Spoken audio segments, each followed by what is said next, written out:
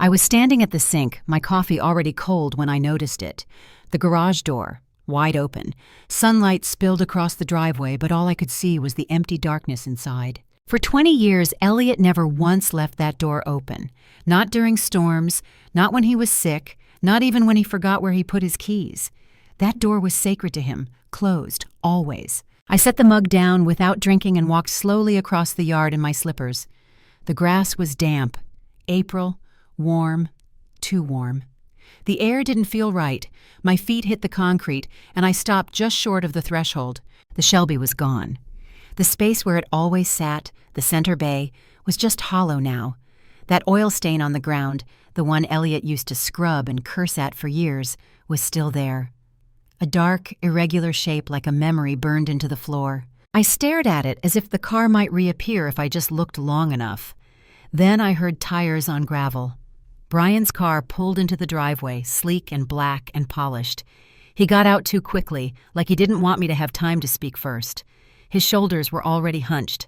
"Mom," he started, avoiding my eyes. "I need to explain." "Where's the car, Brian?" He swallowed. "I sold it." I blinked slow and long. "You what?" "I sold the Shelby yesterday. Vanessa's Paris trip. It's for work. She's got important people to meet, and we needed the funds." "How much?" $15,000. It's more than fair for something that old." $15,000. I turned around and walked back into the garage. The silence was different in there. Bigger, somehow. I didn't cry. I just looked at the floor, the workbench, the empty space. Brian hadn't just sold a car, he'd ripped a promise out of the walls. I crossed the room, reached for the bench, and saw Elliot's red toolbox still in place. His work journal, too, right where he left it. My hand hovered over it before I finally touched the cover. The journal was still on the workbench where I'd last seen it. A thin layer of dust clung to the leather cover, catching the light through the small garage window. I brushed it away with my thumb and opened it to the last page Elliot ever wrote. "Can't wait to teach Patsy to drive her. Retirement starts next summer." The words hit me like breath caught mid-laugh. He'd been so sure we'd have time. I traced the line of his handwriting, the way his letters leaned forward, impatient, like he was always ready for the next task. His optimism had lived in those pages, ink and grease, marking the years he gave to that car. 20 years of patience, of bolts and polish, and small triumphs after long days at the hospital. I looked around. Everything else was just as he left it. His mug on the shelf, the one with the chipped handle and faded print from the diner where we met. The radio, silent now, still tuned to the classic rock station he loved. The scent of that orange hand soap lingered faintly, like he'd only stepped away for a moment. The tools hung in perfect order on the pegboard, outlines drawn behind them in black marker, each one exactly in its place. Only the car was gone. I sat on the stool by the bench and opened the journal again, turning page after page. Notes on the carburetor, sketches of parts, reminders written in the margins like conversations with himself. Order new filters. Tell Patsy about the trip route. His world had been neat, deliberate. He'd built things to last. The air in the garage felt close, heavy. I closed the journal and held it against my chest. I wanted to tell him I'd seen the empty space, that I didn't stop it, that I didn't even yell. That night, I dreamt of him standing in the same garage, wiping his hands on a rag. He didn't look at me when he spoke. His voice was soft but certain. "Did you check the dash?" The phone rang at 7:03 a.m. I had been awake for hours, sitting at the kitchen table with Elliot's journal still open, rereading the same sentence again and again. I almost didn't answer. The number was unfamiliar, the kind I usually let ring out. But something told me to pick up. "Mrs. Adler," the voice said, rough, like he hadn't slept. "My name is Tom Graves. I run Graves Classic Auto over on Eastwick. I have your husband's car." I sat up straight. "The Shelby?" "Yes, ma'am. Your son brought it in 2 days ago, but I think there's something you need to see. Can you come down today? Now, if possible?" I was already standing. "Text me the address." The drive to the industrial district took less than 20 minutes. I barely remember the traffic lights. The sun had just started warming the concrete buildings, and the air smelled like metal and heat. I pulled up to a long, low shop with polished windows and rows of vintage cars behind a chain-link fence. A man stood outside watching. Late 60s, graying hair, button-down shirt tucked into jeans. He looked like someone who'd built his life with his hands. "Mrs. Adler," he said, extending a hand. "I'm Tom." His grip was firm, but I could feel the tremor in it. "Elliot, your husband, he co-signed my first loan 25 years ago. No one else would take the risk. He barely knew me." He led me inside the garage, walking slowly, like he didn't want to startle anything. "I've done well since. Built this place, raised a family, all because he believed in me." Then he pulled back the cover. The Shelby gleamed under the lights, untouched, immaculate. The same burgundy paint Elliot had chosen, the chrome details, the leather interior. My knees nearly buckled. "I didn't want to give it back," Tom said quietly, "but Elliot made me promise. If anything happened to him, I had to call you. There's something inside. He said it was meant for you only." He reached into the dash behind the radio faceplate. "Press here," he said. A panel released with a soft click. Inside was a manila folder, a small key, and a sealed envelope with my name, in Elliot's handwriting. I broke the seal on the envelope with shaking fingers. The handwriting was Elliot's, careful as ever. The date at the top hit me like cold water, 2 months before he died. "Patsy, if you're reading this, I'm gone. I'm sorry I didn't tell you sooner. You'd have wanted to face it with me, but I needed to protect you until I had something solid." I've been looking into Vanessa for 18 months. Her real name is Vanessa Cortland. She's been married twice before. Both husbands had aging parents. Both families lost homes, savings, everything. She disappears every time, changes names. I found 2 identities already. There may be more. She'll go after the house next. That's her pattern. She'll convince Brian you're forgetting things, say the stairs are dangerous, that it's time to downsize or consider a facility. Then she'll vanish with the money. I tried confronting her once, carefully. She's smarter than I thought. Brian won't believe me without proof. I'm still gathering it, but if you're reading this, it means I didn't finish in time. The key in this envelope opens box 713 at First Fidelity. I put something there that will help. Tom knows to call you if anything ever happens to the car. Trust him. Protect yourself and protect our son. He doesn't see it. He's a victim in this too. I love you. I'm still protecting you. I stared at the page for a long time. The breath had left my body without me noticing. Tom was standing near the hood of the Shelby, hands in his pockets, watching quietly. I held the page up. He knew, he really knew. Tom nodded. He came by a few times those last months, said he had a feeling about her, said he didn't want you to be alone with it. I placed the letter back in the folder, then slipped the small key into my coat pocket. "I'll take it from here," I said. Tom didn't argue. He just nodded once and walked me to the car. I drove straight to First Fidelity Bank. The vault was quiet, too quiet. The bank manager led me to box 713 and stepped back as I inserted the key. My hands were steady only because I hadn't let myself feel anything yet. Inside was a single padded envelope. I opened it carefully, half expecting something smaller, simpler. But what I found were documents. Stock certificates, dates from 1994, company name Westfall Tech Solutions. At first I didn't understand. Then I saw the sticky note in Elliot's handwriting. Invested $5,000. Look at them now. I asked the manager to check the value. She typed quickly, then slowed. Her eyes widened. "Ma'am," she said, "these shares are currently worth over $340,000. I couldn't speak. My mouth was dry. There was another letter inside, shorter.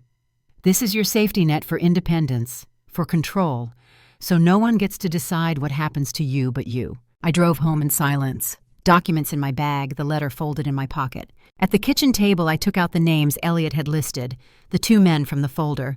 I called the first number. A man picked up. His voice sounded older than I expected, tired, careful. "This is Patsy Adler," I said. "I believe my son is married to a woman who used to go by the name Vanessa Cortland." Long pause. "She made me sell my mother's house," he said finally. "Said we needed the money for a better care facility. 2 weeks later, she was gone. Took everything. My mother died in that place thinking I abandoned her." The second call was shorter.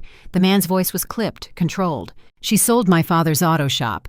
Told me we'd start over, travel. The next morning she was on a plane to Nice with both our accounts emptied." I hung up and sat very still. Vanessa hadn't just fooled Brian. She had rehearsed this over dinner. I took out a blank notebook and began to write. Every time she asked about my health, every time she walked upstairs alone, every hint of her future plan. If she was staging something, I needed to be ready for opening night. They returned from Paris with glowing skin, designer luggage, and smiles that felt a little too rehearsed. Vanessa wore a silk scarf, knotted just so, And Brian looked thinner. He hugged me at the door a beat too long. She barely touched me. "I made pot roast," I said. "Figured you'd be tired of tiny French portions." We sat around the kitchen table, the same chairs Elliot had refinished 20 years ago. Vanessa complimented the meal, the lighting, the quaint comfort of my house. Then she started talking. Paris had been lovely. Networking had gone well. There were investment opportunities to consider now. "If we want to grow, we have to think big," she said, slicing into her food with clean, deliberate motions. Then, casually, as if it had just occurred to her, "Have you ever thought about selling this place, Patsy? It's a lot for one person. All these stairs, all this land." Brian didn't look up. He pushed a carrot around his plate like he didn't want to be part of any of it. "I manage fine," I said. My voice stayed even. "Of course," she said quickly. "Just thinking ahead. These old houses, so much upkeep." After dinner, while I made coffee and brought out the pie, Vanessa excused herself. "Bathroom, right?" I waited. 5 minutes passed, then 10. I walked upstairs. The hallway was quiet. She was standing near Elliot's old office, hand on the doorknob. "Oh," she said, startled. "Wrong floor. I was looking for the bathroom. Silly me." I didn't speak, just gestured to the stairs. She walked past me too quickly. That night, I sat on the edge of my bed with the notebook in my lap and made another entry. 3 weeks ago, she asked if I'd ever had issues remembering appointments. 2 weeks ago, she asked for a copy of the property tax bill, just to help with paperwork. Tonight, she stood outside Elliot's office like she belonged there. The pattern wasn't subtle anymore. It was sharpening, and somewhere under the surface, I could feel her getting ready to move. I asked Brian to come over, just him. He hesitated. "Vanessa and I don't keep secrets." "I'm not asking you to hide anything," I said. "I just need to talk to my son." He showed up that afternoon, tense, hands shoved in his jacket pockets. He didn't sit, just hovered near the kitchen doorway like he was already half gone. I set the manila folder on the table. Didn't say a word. Let him open it himself. Photos, marriage records, the letter from Elliot, names, timelines, 2 men who had once called her wife. He flipped through them quickly, then again slower, his color drained. "This could be anyone," he said. "It isn't. You don't know that." I slid a piece of paper toward him. 2 names, 2 numbers. Call them. He stood. "You've been digging through her past, spying." "No," I said calmly. "Your father did because he was afraid you wouldn't believe him unless the evidence was too loud to ignore." Brian shook his head, backing away. "You're trying to ruin my marriage." "I'm trying to save my son." He didn't answer, just turned and walked out. I didn't follow. That night, I didn't sleep. I left the hallway light on, left my phone on the charger, screen facing up. At 1:13 a.m. it rang. "Mom." His voice was small. "I'm here." I called them. I waited. She did it. Mom. She married them both. Sold their families' homes. Took everything. She even used the same story about care homes, business investments. I didn't believe it until I heard their voices. They didn't sound angry, just tired. He paused. "Everything Dad found, he was right." "I didn't say I told you. I didn't say anything." Brian's voice broke. "She asked me about the deed last week. She said I should start thinking ahead." I closed my eyes. "We can still stop her," I said. "I don't know what to do." "Yes, you do," I said. I reached for the letter from Elliot, still folded neatly in the drawer. He'd written something else Brian hadn't seen. By the time Brian got home, Vanessa was already packing. He told me later how it started. Soft questions, not accusations. "Where did you say you went to college again? What year did you say your last name changed? Why are there credit cards in my name I don't remember signing for?" She didn't flinch at first, just kept folding clothes and humming. Then he mentioned the names Stanley Wright, George Murphy. Her hand froze midair. She turned on him fast.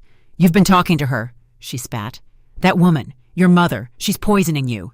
"She just showed me what Dad found," Brian said. That's when she lost it. "You're weak," she hissed.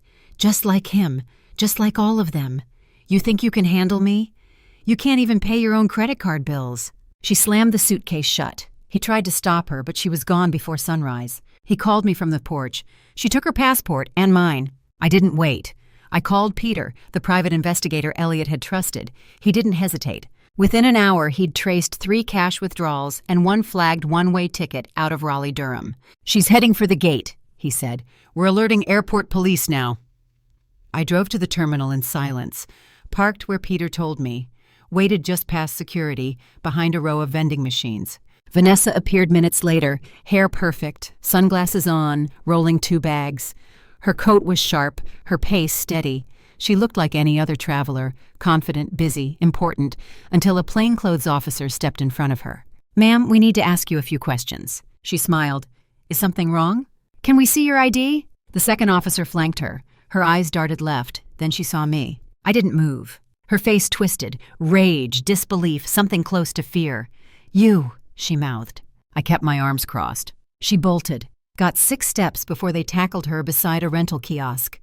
Fake ID, $12,000 in cash, 3 burner phones, 1 passport under another name. They cuffed her. She screamed the whole time. I didn't say a word, just walked back to my car and called Brian. The headline said her name was Linda Marsh, fraud across state lines, identity theft, elder exploitation, charges in Arizona, North Carolina, and Florida.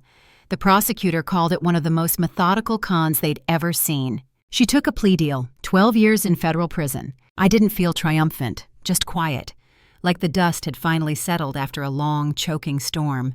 Brian came to my door with 2 duffel bags and a face that had aged 10 years in 10 weeks. "Can I stay a while?" he asked. I stepped aside. "Of course." He moved into his old room. The football trophies were still on the shelves. I hadn't had the heart to take them down. He didn't talk much of that first week, but I heard him in the garage once, opening drawers, standing at Elliot's workbench, flipping through the journal. He didn't cry, not that I saw. A month passed. Then one Saturday morning, a low rumble pulled me to the front window. Tom's truck turned into the driveway, and behind it, on a flatbed, was the Shelby. Same deep burgundy, same chrome lines, same sound Elliot had loved. Tom stepped down and unstrapped the car slowly, reverently. "She belongs here," he said simply. Brian came out onto the porch as Tom backed the Shelby down. He stood there, frozen, hands at his sides. "I sold it," he whispered, "for a plane ticket." Neither of us answered. Tom held out the keys. "Elliot built this for you, for both of you, and I was just its keeper." I took them gently.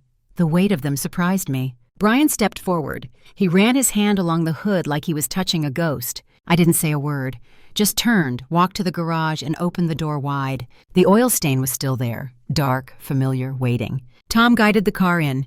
It rolled easily, like it remembered the space. Brian stood beside me as the engine cut off.